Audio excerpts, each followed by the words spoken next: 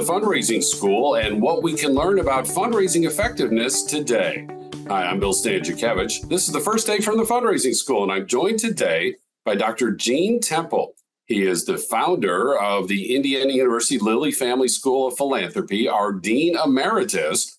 And while leading the Indiana University Foundation, Gene was able to cultivate a relationship with the creators of the Fundraising School, Henry and Dorothy Rosso, who invented the school in 1974 and then donated the Fundraising School to Indiana University in 1988. And that is where the Fundraising School currently is celebrating its 50th anniversary. And Gene, what a delight to have you back with us on the Fundraising Schools podcast. Thank you, Bill. I'm glad to be here. You know, we know today's nonprofit sector, nearly 2 million organizations in the United States alone, let alone many, many more across the world. But take us back to the early 1970s. What did Henry and Dorothy Rosso see, Hank and Dottie, what did they see that led them to invent this school that thrives to this day? Well, Bill, I wasn't around in fundraising in the early 70s, but I can share with you and our audience the story that Hank told me about the founding of the Fundraising School. In 1984, when Hank founded the Fundraising School, but in 1974, when he founded the Fundraising School, the state of fundraising was such that consultants came into organizations, helped them organize campaigns. This is a kind of approach to fundraising that goes all the way back to back to the early 1900s. But the consultants came into fundraising and into organizations. The fundraising consultants helped them organize campaigns. Once the campaign was completed, the fundraising consultants left. So there was no infrastructure in place. There were no people in place to carry on fundraising, to keep engaging people and continue to do fundraising and philanthropy and gaining philanthropy for organizations on an ongoing basis. So Hank then decided to organize the Fundraising School as a way to train people to do fundraising work on an ongoing basis for their organizations. So if you look at the Fundraising School 50 years ago, and you look at fundraising then, and you look at fundraising today, you can see it's completely different. Today, we have organized staffs in fundraising. The people who come to our classes are, in fact, working in fundraising in organizations. That wasn't going on in the early 70s. So Hank started the school basically to train fundraisers, to train people to do fundraising work. And I would say that the Fundraising School has continued that for the last 50 years, and we've been successful at that, not only through our formal the master's programs and bachelor's programs and PhDs in the Fundraising School, in the Lilly Family School of Philanthropy, but through the training of practitioners that we do through the Fundraising School.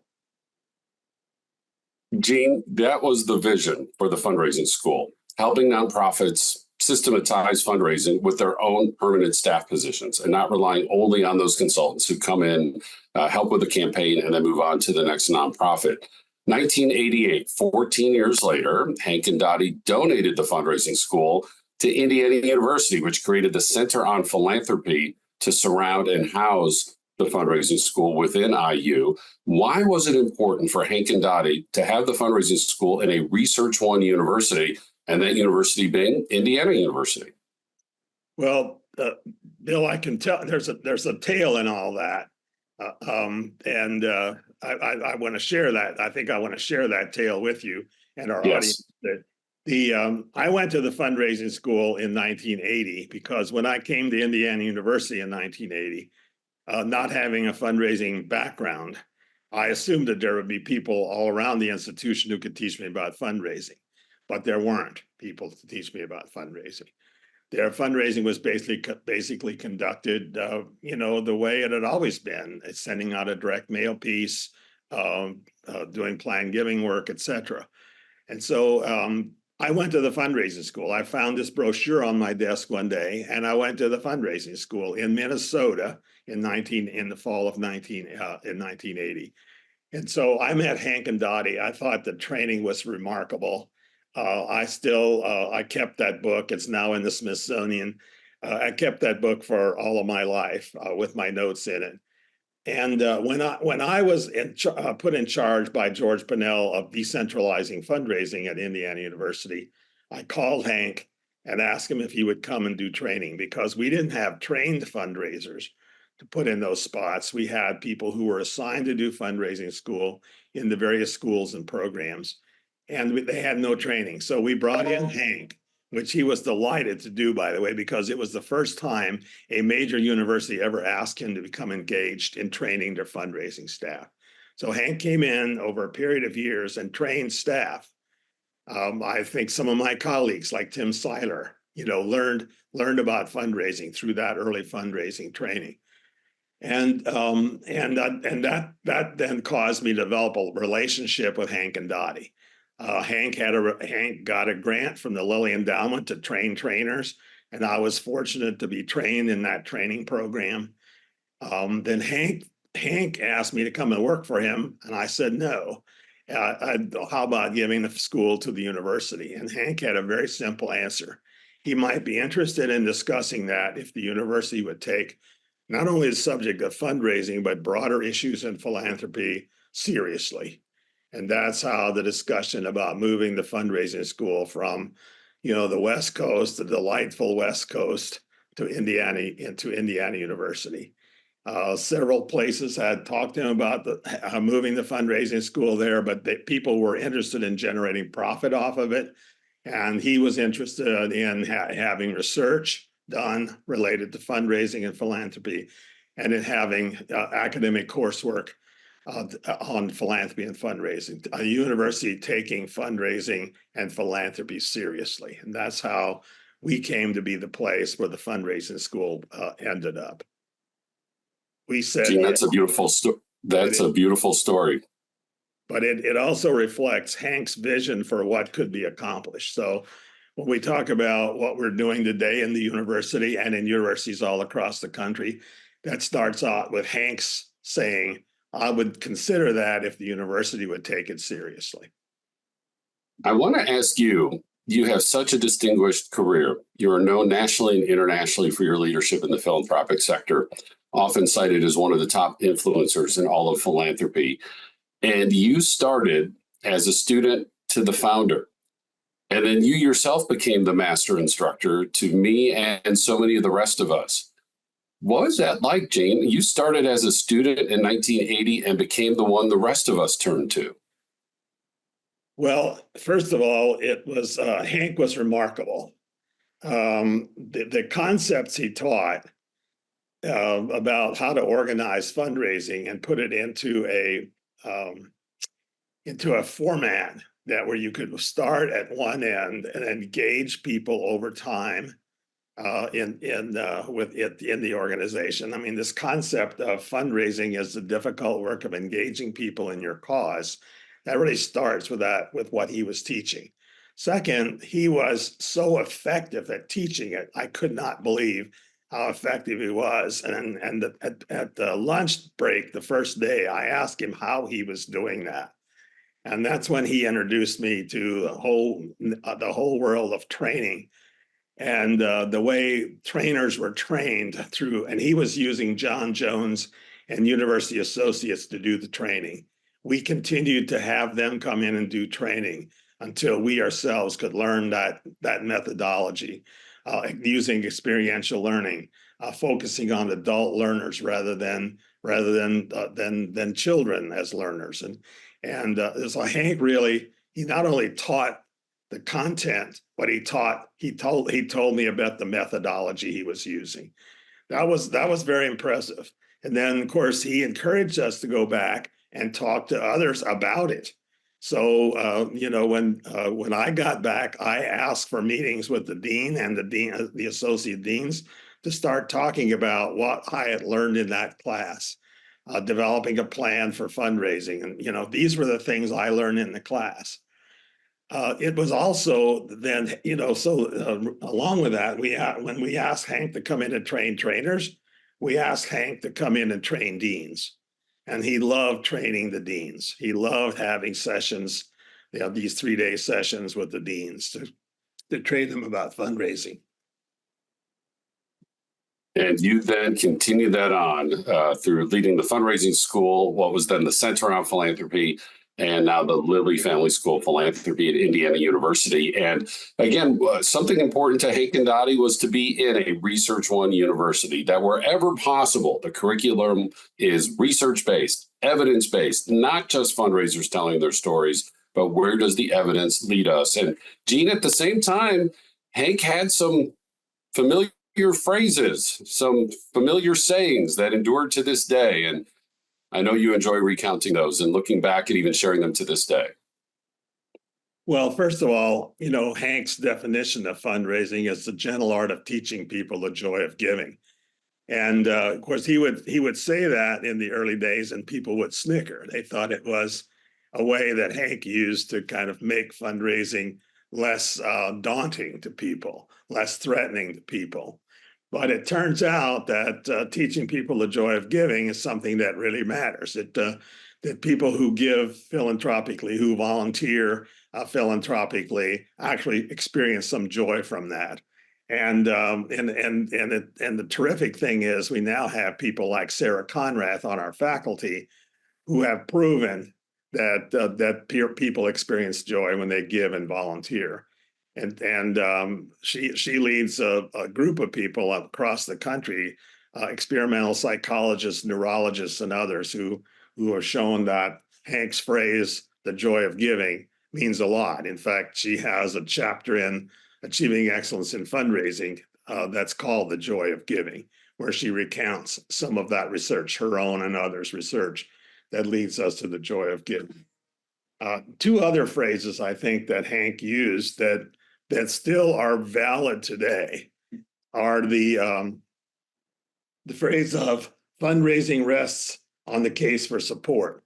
So we talk about the rationale for fundraising and why it is that fundraising is valid only when it rests on a case for support. And the case for support expresses something beyond the organization, beyond oneself, into how philanthropy benefits society. The other phrase he used was fundraising rests on the board, or fundraising begins with the board. And it's true today that the board of directors of an organization, the board of overseers, or whatever they're called as the legal board for the organization, must be the beginning point of fundraising and philanthropy. It must be the place where the contributions to the organization begin, because they are closest to the organization.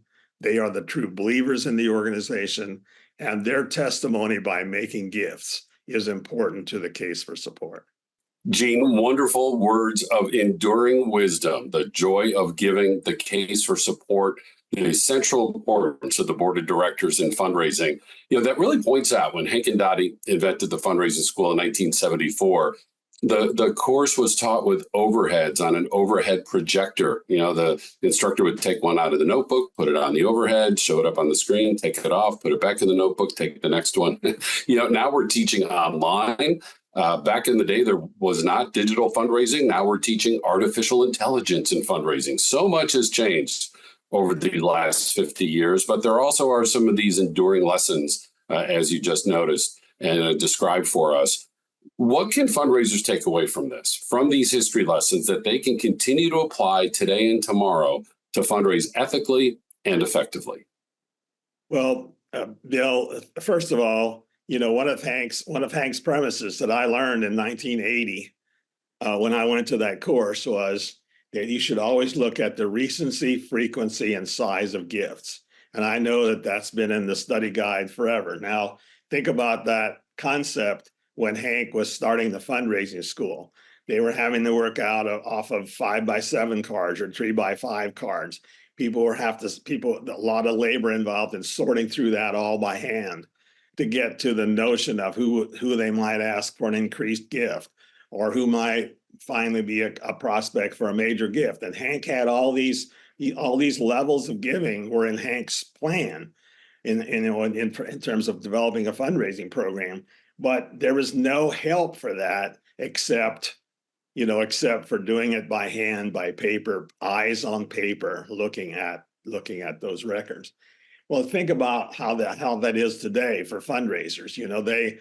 They might in fact use Wealth Engine to help them sort through some of that. They could have a company come in and go through their database to sort through some of that.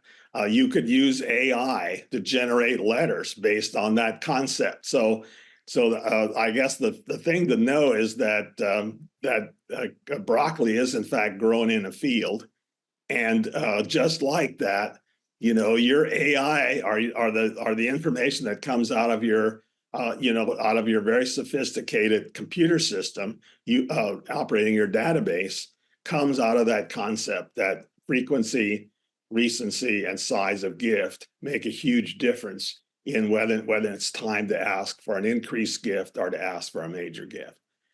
And I would say also that if we accept the premise that fundraising is about the difficult work of engaging people in our cause, Hank always said, another Hankism, Hank always said that people give to people who represent good causes. It's not just people giving to people, but people giving to people who represent good causes. Well, in Hank's day, people were the only way you could engage people. You could send out a newsletter.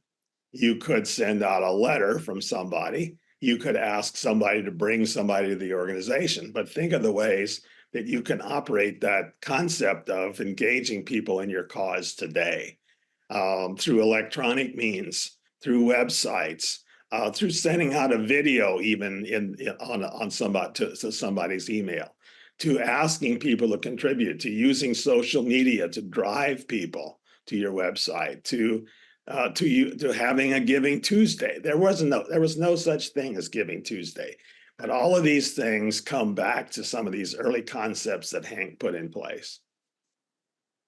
The fundamentals and techniques endure. The process of carrying those out evolve over time, technology and other methods, including more full-time and part-time staff engaged with fundraising that Hank and Dottie were seeing just starting to happen in the early 70s. They invented that fundraising school in 1974, donated the school to Indiana University in 1988, and that is where we celebrate the 50th anniversary of the fundraising school, now located at the Indiana University Lilly Family School of Philanthropy. There are 24 public courses, including the signature course, the very first course that Hank and Dottie invented, Principles and Techniques of Fundraising. Of course, it's updated for today's technology and approaches and opportunities. That leads to the Certificate in Fundraising Management. There are 3 other certificates in our public course menu, and these are offered in 10 U.S. cities and, of course, online anywhere around the world. We can customize training just for your nonprofit, your region, your association, and bring that directly to you in person or online. We have quarterly webinars and, of course, these weekly podcasts. And our wisdom is gathered in achieving excellence in fundraising. And Gene, I need to ask you, that book now in its 5th edition, Hank wrote the 1st edition, and you, sir, kept the book going with edition number 2, now in the 5th edition. What did you see in that book that you made sure that it stayed alive to this very day? Well, I think that the first edition actually illustrated to people some of the principles that Hank was talking about, and then remember that first edition includes Hank's philosophy of fundraising, which we have kind of rewritten and referenced in the 5th edition. But we kept it in its pure form through the first 4 editions. Who knew that book sales drop after time? I didn't know that, and the publisher wanted to keep it alive because it was in fact the best-selling nonprofit book they had ever had. So we spent 2 years trying to put together the 2nd edition in the absence of Hank, through 2 graduate assistants at the School of Philanthropy. And then the 3rd edition and the 4th edition brought on Tim and Dwight, and now Jen and Sarah. Sarah Nathan actually did a lot of the legwork in keeping that book going for Tim and me and Dwight. And now Jen Shaker, who holds the Campbell Chair in Fundraising Leadership at the School of Philanthropy. She is now the lead author on that book. And in fact, I talked to her over the weekend about it's time to start thinking about the 6th edition. And because in about every 5 years that book needs to be updated, and it takes a year to get that book published. And so they need to be thinking now about the 6th edition. So, but that is, in fact, it started with Hank's wisdom, and it now includes a lot of research by people, not only at the fundraising school, but other places in the country, like Russell James, who's doing research on planned giving that we just didn't have when Hank wrote the book. Dr. Gene Tempel, founding dean and now dean emeritus of the Indiana University Lilly Family School of Philanthropy, who cultivated the gift of the fundraising school to Indiana University back in 1988. All the information on the fundraising school easily online, go.iu.edu/TFRS. go.iu.edu/TFRS for the fundraising school. Grateful to my mentor and leader, Dr. Gene Tempel, for joining us on this podcast from the Fundraising School, produced by Jennifer Boffman and Mike Anthony. I'm Bill Stanczykiewicz, and now you are now more fully informed on this first day from the Fundraising School.